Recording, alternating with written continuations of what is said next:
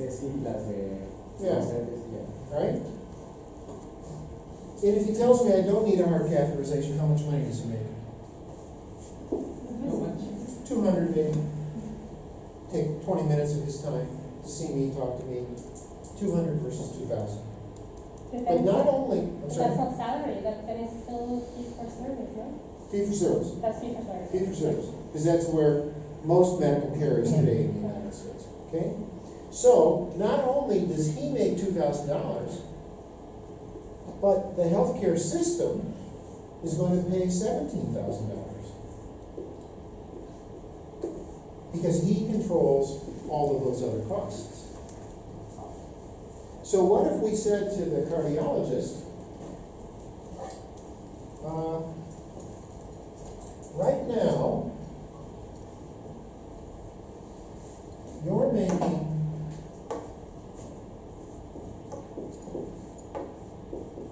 an income of $450,000 a year.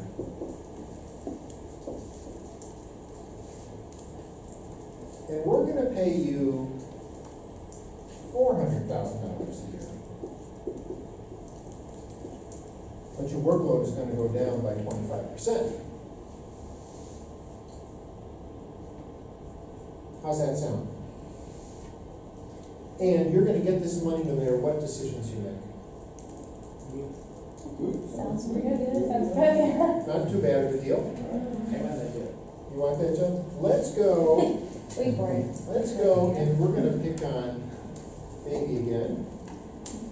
Having a good time here, Baby. I hope you are. And she wants to go into cardiology. She does. She wants to go into surgery, but that's okay. I'm going to do this. Cardiothoracic surgery. Cardiothoracic surgery. Okay. They're shutting down all the departments. It's not good. Okay. So I'm going to say, Baby, cardiothoracic, they make more than cardiologists. But let's say, for the sake of this argument, 450 is what they're making today. You're coming into the field. I say to you, Davey, we're going to pay you $300,000 a year. We're going to give you a salary. You going to take it? Yes. Because you haven't lived on $450,000 a year to take a hit down. Okay? So one way to do this is the next generation, you pay them differently, and they'll accept it. Okay? All right? Okay, so, somebody had a question. So here you're talking about the health system and maybe the HMO, like Kaiser or whatever. If you are the CEO of a hospital, all right? So you got I'll give you two examples. Sloan Kettering and MD Anderson. And the second? MD Anderson. Yeah. With MD Anderson, you're on salary. Yeah. MD Anderson, maybe it's not a good because it's not private, but let's say Cleveland Clinic, okay? Okay. On Cleveland Clinic, you're on salary. On Sloan Kettering, you're on fee for service. Salary and then fee for service. As the CEO of the hospital, you pay the salary, not the HMO, right? Yeah. What do you want? You want to be like Cleveland or you want to be like Sloan Kettering? Because you decide on what type, if you go here or here. Yeah. I'm too biased to give you an honest answer. My bias would be I would give everyone a salary and say, be the best doctor you can be. I'm serious with that. That's good for the institution. Sure. Because you're providing proper medical care. You're not stimulated or encouraged to provide unnecessary medical care. And that's what fee-for-service does, especially with a specialist. Doctor, doesn't it have to be also with the law and I don't know, in Colombia, if you are salaried, then the institution has to pay for you also pension, and if you regret from working from them, they will give you a compensation because you are a salary. If you are fee for service, then they don't give you anything else. So in Colombia, the situation is like most of the professionals in any of the fields, they work as a fee for salary because employers, they don't want to contract it as they need to pay more actually. At the end of the year, you get they tell you, I'm going to pay you, let's say, $1,000 per year. As an example. Yeah. But if I quit the job, then they will pay me my salary, but also they will pay me something else as a compensation and So- is it related like that? Yeah, I'm gonna give you a very simple answer, okay, which may be unfair, but be a simple answer. You can handle that either way. In other words, so if you're privately employed, then maybe you're gonna get paid, what'd you say, $10,000, $1,000, what'd you I say? said just an example, $1,000. $1,000. So instead, in the private world where you have these other expenses, you're probably gonna make $1,200. And if you're in a salary, you'll get $1,000 and they'll cover those benefits. Somebody has to pay for that. The system can accommodate it either way. Shouldn't make a difference. Simple answer, but truly, that's what happens. Let's go. I have two questions. The first one is about fee for service. In hospitals where people pay for their bills, you see a doctor for consultation, you write to the consultation, you might be sent you to the lab, from there you go buy your medications, maybe you need some surgery. Which fee for service are you paying? Because in all of this, you pay some money. So which one is fee for service? Okay, fee for service is the service, well, you can do it at every level, okay? So let's say you're going for an x-ray. The radiologist reads the x-ray. Now, I don't know what happens in Israel. In the United States, I'm the primary care doctor. I get a report from the radiologist. It's a chest x-ray, simple x-ray. They say, these are my findings, but they are inconclusive. I suggest that you do a more sophisticated CAT scan. And then I order the CAT scan, and the result comes back. These are the findings. However, there still is a question. I think we need to do an MRI. What's going on there? Someone owns the lab. You are changing the process of making a diagnosis. Taking advantage of the system. Yeah, the radiologist is taking advantage because every time another test is done, they get paid more in a fee-for-service model. If you say to the radiologist, we're going to pay you, radiologists are well paid in the United States, $500,000 a year. We're going to pay you $500,000 no matter what you do. They're going to say, chest x-ray findings are boom. If you capitate them and you say, I'd like a CAT scan, they're going to call you back and they're going to say, no, you don't need a CAT scan, you just need a chest x-ray. Because they're paying the cost of running a CAT scan. Okay, now, one more example, and then we're going to go on and talk about health insurance, low, middle, and high income countries. In the United States, I lived for 13 years in Dayton, Ohio. I was on a committee for a major insurance company called United Healthcare, handling the southwestern part of Ohio. We had, 3, 4, 5 million people. The insurance company, and I was on a quality committee. Very small world, okay? But we saw the output of care. So the insurance company decided to change the way they were going to pay gynecologists. I know you do obstetrics, but you know plenty of gynecology back there, okay? There's something called dysfunctional uterine bleeding. You know what this is? Middle-aged women who are heading toward menopause will start having irregular menstrual bleeding, Right. which may be caused by I mean, it's the whole hormone change from the being fertile and then going back to not being fertile. So the system is, let's say, that it's confused. the system is confused. And most commonly, it can be managed with medications, a little patience and time. That's the professional term. I was just surprised that they repeated it. ICD diagnosis. However, this is exactly the way uterine cancer also can present itself, okay? All right? So the question is, how do you treat these people? And there are different approaches you can take. The most common is manipulating their hormones, although an alternative is to do a hysterectomy, and then the uterus is gone. And this is just classical story, like that over years. I don't know if I take away your story right now. No, go ahead. Like they overdid it with the hysterectomies. Like they took actually out almost every uterus from every woman after 60, and it was not even, that was not evidence-based anymore. It's actually, if you look back, it's almost catastrophic, because then you can say, okay, what did it do to the women? What did it do to the hormones? So now you're much more careful to do that. But there was a time, I think it was the time of my mother, where actually almost every woman got her uterus removed. It's actually very, no, it's So let's talk about. there is a gynecologist who had to have the experience for the surgery, so they did it more and more, and it's very a problem. So let's talk about the financial and economic consequences of these behaviors, okay? So if you manage a woman in the United States for dysfunctional uterine bleeding, you're gonna see her probably every month for maybe 6 months for an office visit.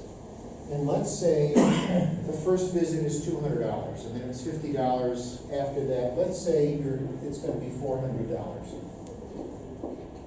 That's the cost of her care for a period of months. What would a hysterectomy, the doctor gets paid $400. What would a doctor get paid for doing hysterectomy?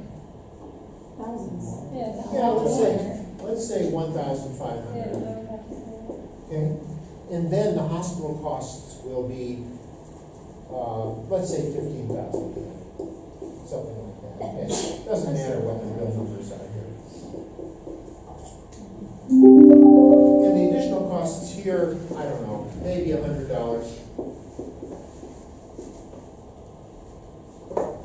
Okay, What are the additional costs? additional costs, well, maybe medications or maybe an ultrasound, something. Okay, ultrasound maybe. Maybe it's a little more. But that wouldn't be going to the doctor. The doctor just gets the 400. This is just going to the doctor's office. This is medical management. Okay. I'm sorry, I did it backwards. Non-surgical and surgical management of the same problem. But my question is, the 400 goes to the doctor and the 100 goes to the office. The 400 goes to the doctor and the office, and this might be for some other tests. Okay. Okay? So, United Healthcare, the largest healthcare provider in the United States, probably, largest insurance, not provider, largest insurance company, said, okay, we're gonna pay $700 to the gynecologists for the care of a patient with dysfunctional uterine bleeding. Whether you see her in the office every month, or whether you do a hysterectomy, we're gonna pay you this amount of money no matter what you do. Okay? And they could do this. They had the power to do it, there was no negotiating. Now, I'm bringing this up because what happened to the volume of hysterectomies in the year that succeeded the implementation of this plan? It went down. By how much? 80%.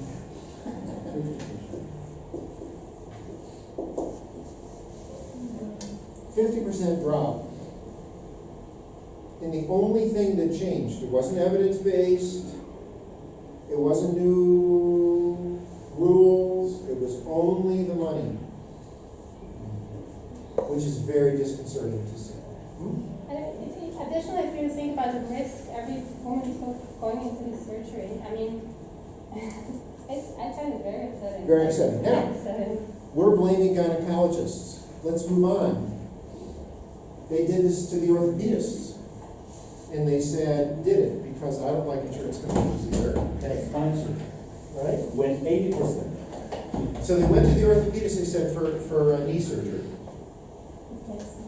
Same thing, about 50% drop. Okay? Right? They did something with ophthalmologists, same thing. Okay? Now, I think, and I don't know, okay, there were probably women who needed hysterectomies and didn't get them because the doctors were stupid enough to say, I'm not getting paid enough. They ignored the fact that they were making more. Okay? So there were probably women who needed hysterectomies and didn't get them here. There were certainly women who didn't need hysterectomies and got them here. Yes, So ma'am. this is another obstetric example. So at the moment in Switzerland, it's the case that actually private doctors, they earn more if they do C-sections Yeah, than if they do spontaneous deliveries. And I think this is exactly sure. another And issue. now, somebody make the case for me why a doctor should get paid more for doing a cesarean section than a natural delivery. Someone did that? No, somebody tell me. Why? More liability, Hmm? more liability. More liability, and you have to be better skilled. Yeah, it's a surgery. And, Surgery, yeah. it's greater responsibility, you have to have more skill. Do you have more, there's more to it than just delivering it? Right, so that's the argument in favor of fee-for-service. Fee-for-service says, I'm providing a better service, I should be paid better. Okay? These are the dilemmas, okay? There's also other argumentations, like that actually is, I mean, we all know C-section is one of the easiest and most common surgeries you can do if it's a planned, uncomplicated C-section. So the other argument is for doctors, it's you can plan it, it's like done in 15 minutes, it's much more easy, it's in 15 minutes, yes, it is 15 minutes. Right. So actually, I think for an obstetrician, it's much more challenging to have, to know how to handle spontaneous deliveries.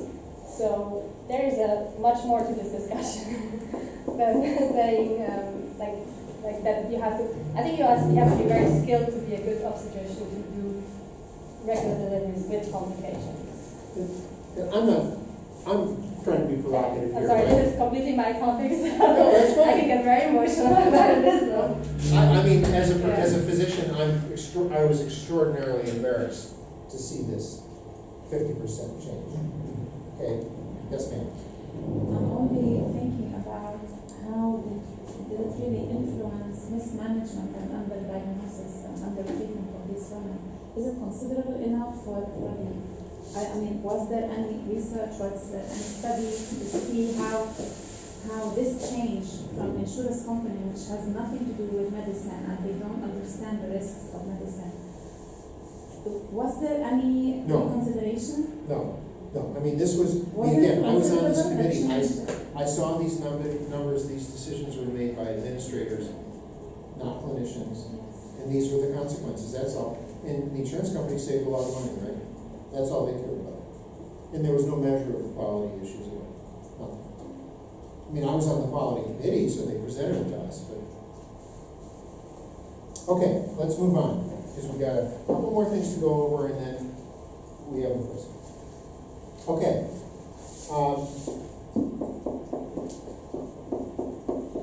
High-income country, middle-income country, low-income country. Is insurance good or bad? Now, Mesa, you get to tell me why you don't like health insurance in a high-income country. Go ahead. Because they only care for the rich, the poor don't get really anything. It's just, I feel like it's not fair. So, in the United States, right off the top, 10% of the money goes to the insurance companies for their administrative costs. And you could argue they just don't deserve that kind of money. When Danielle just told us that in Taiwan it's 1%, A little over 1%. a little over 1%. Interestingly enough, for the Americans, particularly Medicare, the healthcare program for the elderly, has an overhead of 2%, which is incredibly good. And would argue from a liberal's perspective on behalf of implementing Medicare for the entire population of the United States, you'd save a lot of money by a simple administrative process, okay? So in a high-income country, many of us perceive of insurance as interfering with proper medical care and adding to the cost, okay? Do you need insurance? Well, we'll go back to Israel, where you have the sick funds. They do provide a service. They are an intermediary. I don't know what the cost of running these is. It's not going to be real high. Okay, so you can argue you need some of the functions do need to be served. Okay, I myself think they're poorly served in the United States. Okay. Let's go to a middle income country, an emerging market country. What do you think about insurance there? Well, it's I good come to, from a middle income, I think they're good.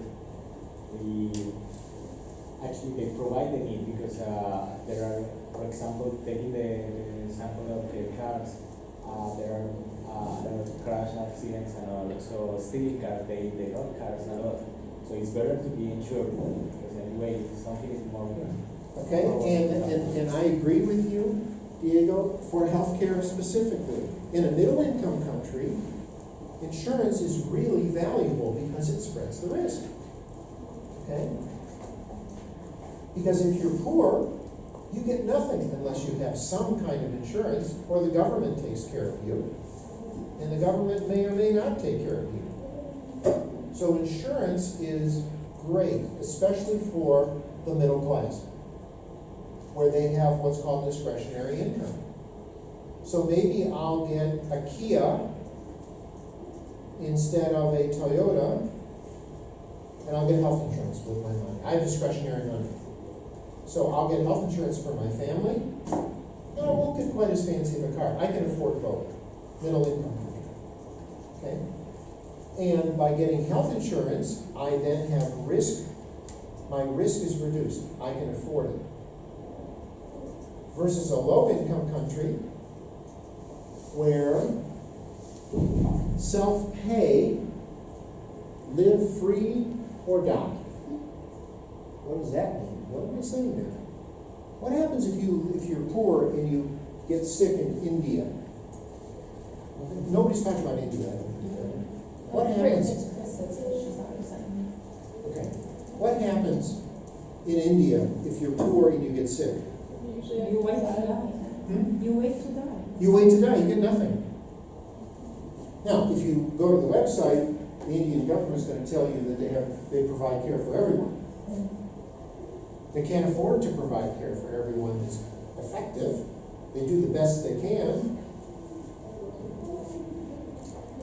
But if you're in the middle class in India, if you now work for Intel in Bangalore, or you answer the phone when I call, and you're in India, you're getting a good enough salary that you are eligible to pay for insurance. You then spread the risk. I'm contributing now, so that in case I get sick, I will get care. And statistically, I'll pay that money in, and somebody is going to get the benefit from it, and if I'm the one, then I benefit from it. So insurance in a middle income country is really a whole different story than in a high income country. In a low income country, it's a dream to have insurance. And you insure yourself or you eat. Yeah, I mean, you just can't afford to do both, okay? But what you're beginning to see, it's a dream in the sense that that is a goal for people and for countries. So you look at low-income countries, their goal is to provide health insurance for people. One of the advantages, and we've already heard some of this, one of the advantages of working for the government in a low-income country is you get health care coverage.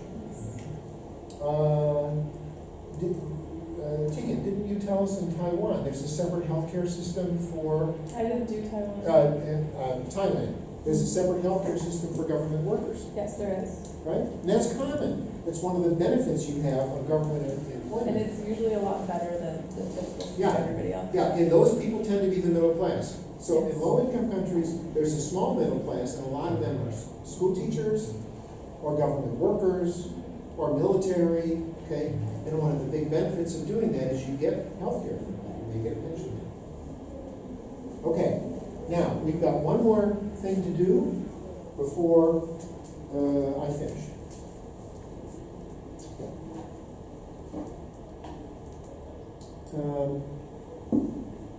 We're going to look at this, and then we're going to come back to this. So this is, you've seen versions of this from your classmates' presentations. And this is not, I didn't bother to update this because it's old, but it still works, okay? These are healthcare costs in various countries. One is percent GDP, that's over here. And this is dollars. Okay? So there are all sorts of things we can talk about. Let's talk about a couple of them. Then I'll see to it that we make the point that I want to make. What do you see here?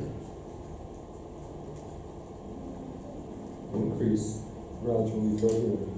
Increase for everyone, which is primarily what I want to talk about. Okay? Other observations, so we'll get back to that. Other observations? United States is the only one that's making it very high. United States is ridiculously high. Okay? Most of them are in. Most are sort of closer together. Here's New Zealand, toward the bottom, interestingly enough. Canada, sort of toward the top. Germany, right below the US. Okay? But they're all kind of, these are all high-income countries, OECD. They're all bunched pretty close together, except the United States. But I'm bringing this to your attention because of what Shelley observed, which is in every country, every high-income country, the costs of healthcare are rising. And in every middle-income country, the costs of healthcare are rising. In every low-income country, that's true. Okay? So, now, the question is why? Good healthcare, good survival. The population is aging, and the aging population needs more healthcare. More infant, more births every year, maybe. So are you saying that because the quality is going up, the costs go up? Because the quality is going up and the population is aging, and the aging population usually tends to have more. Okay, so one factor is aging. Let's go back to quality for a second. Toyota, the costs have to go up because quality goes up? Well, yeah, I mean, unless you do lean, but in a traditional sense, yes. I mean, the Right, cost will but go up. with lean production, which you can do in medical care, the quality should go up and the cost should go down. Yes. That's what's supposed to happen. Yeah. Okay. Right? You create efficiencies that reduce costs. But we don't see that here anyplace, okay? So, what are the reasons? Well, one of my Harvard health economists put up a picture of a hospital bed. And in the old days, about 1950, when I was born, hospital bed It was just a bed. was a bed, you know? I mean, it was a metal frame and a mattress, and you lay there, okay? Today, a hospital bed is like a car, okay? And it costs, I don't know, Yeah, but $15,000, $10,000? per bed, yeah. Okay, right? It's a lot of money. Now, the question is, do you need to spend $15,000, or maybe we should just go back to the mattress in the springs, the frame? No, it's part of the quality of the service. It's part of the quality of the service. So the argument is that there are certain things that just cost more. One of the big things is pharmaceuticals. Got new drugs, okay? Hepatitis C was not understood as a separate infection when I was in medical school. Then it was understood and untreatable and has killed a lot of people. And today it's curable. But the treatment costs $100,000 a year. Well, it's 1 year because you're cured, but it's $100,000 to get cured. That's for hepatitis C, right? Hepatitis C. Okay, so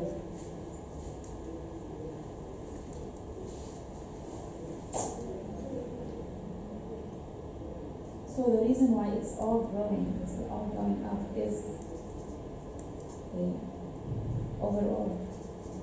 okay, does anybody know who Syphilis was? Oh, Is it what? Yeah. wait a second. This is, oh, just a second. I've got to close this in order to.